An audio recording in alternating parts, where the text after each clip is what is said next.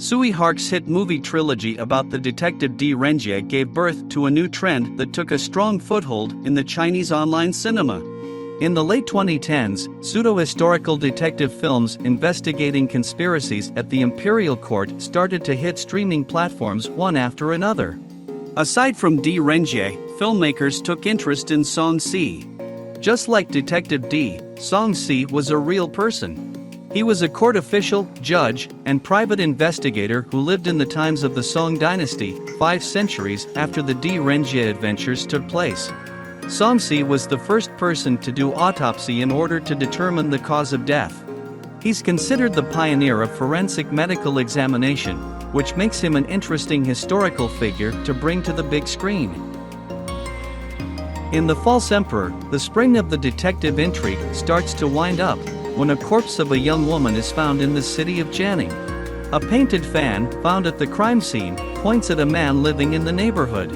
The police don't think twice before pressing charges against the poor fellow. Song Si doesn't share their suspicions, though. He starts his private investigation and finds out that the story is more complicated than it seems. And what's more, by solving this crime, Song Si unearths a conspiracy against the emperor. Writing can make or break a detective film. A captivating, well-written intrigue has the power to keep the audience glued to the screen. For some weird reason, The False Emperor gives away its major plot twist right in its title. But what's even more baffling is that the movie is made of 2 individual parts. As it turns out, the murder story has absolutely nothing to do with the central plotline. The only purpose of this sideline narrative is to introduce the key characters. As you're watching the film, you realize that it doesn't need a good half of its characters. What does The False Emperor need, then? Well, actually, a lot. It needs a more compelling plot, more dramatic action, more intense editing, and more enthusiastic creative team.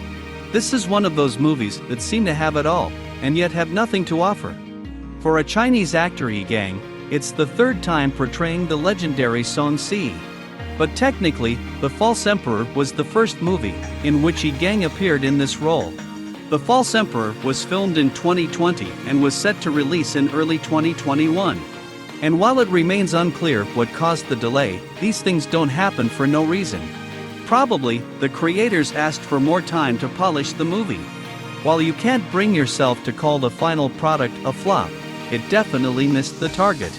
On top of that, it feels like The False Emperor was made in a different time, when the Chinese online cinema was just developing and figuring out its identity.